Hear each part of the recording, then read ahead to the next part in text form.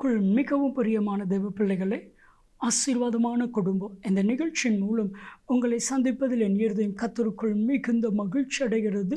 உங்கள் எல்லாரையும் இயேசு கிறிஸ்துவின் இன்பினி நாமத்தினாலும் கிராஸ் டிவி ஊழியங்கள் சார்பாக என் அன்பின் வாழ்த்துக்கள். இன்றைக்கும் தூத்துக்குடியை சார்ந்த சண்முக சுந்தரம் அன்பு சகோதரருக்காக, அவங்க மனைவி பிள்ளைகளுக்காக மிகுந்த கர்ஷனையோடு செபிக்க போகிறோம்.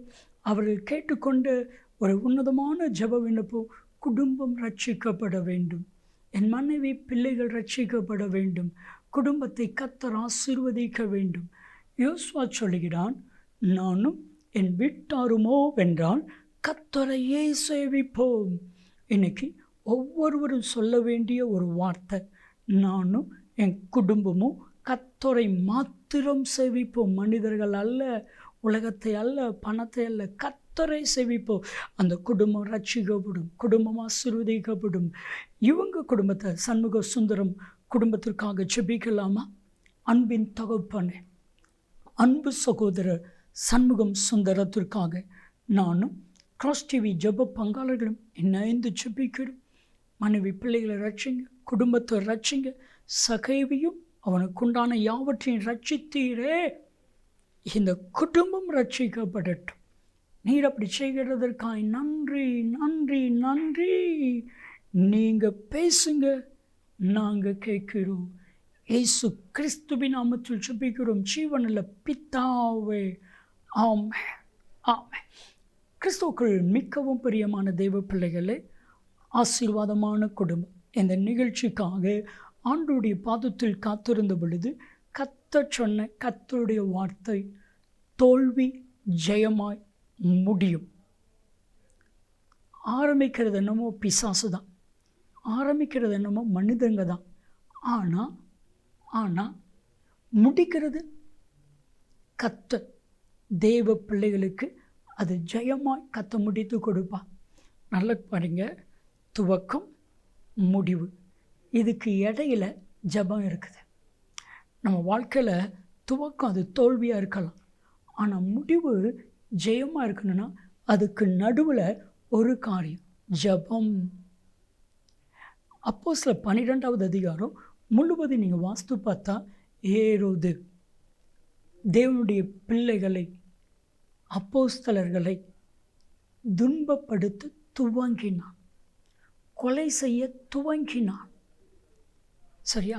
அப்போஸ்தலர் 1:2. இப்போ அப்போஸ்தலர் 12:12 சபையார் அவனுக்காக ஊக்கத்தோடு 5ஆம் வசனத்தில் ஊக்கத்தோடு ஜெபிக்கிறாங்க.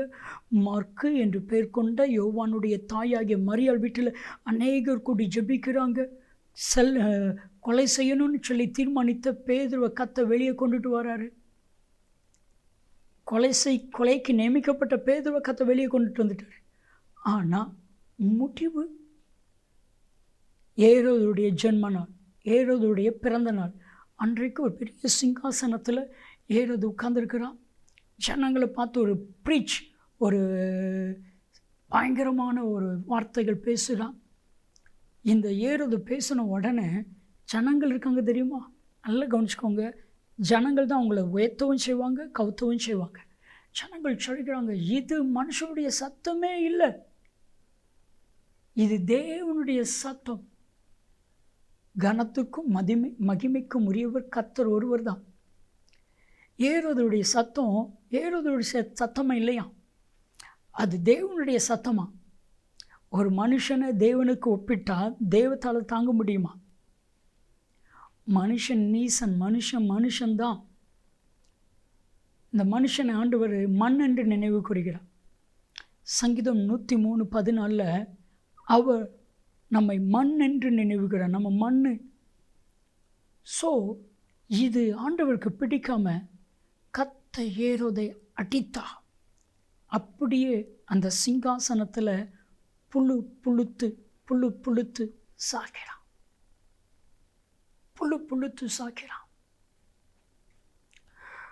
ஒரு தெய்வ மனுஷி, ஒரு பரிசுத்தவாட்டி, ஊழியம் செய்த தெய்வ மனுஷி, அந்த தெய்வ மனுஷியை ஒரு பொல்லாத ஒரு மனுஷன், பணம் வசதி எல்லாம் படைத்த அந்த மனுஷன் அந்த பாட்டியை, அந்த அம்மாவை, வயது முதிர்ந்த அம்மாவை தேவையில்லாத வார்த்தைகளை, தக்காத வார்த்தைகளை சொல்லி திட்டான்.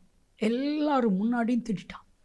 இந்த அம்மா ஒரு வார்த்தையும் பேசலையாம், ஒரு வார்த்தை கூட சொல்லலையாம். கடைசியில் சொன்னாங்க, கத்த பார்த்து கொள்ளுவார், உன் வாய் புழு புழுத்து சாவ.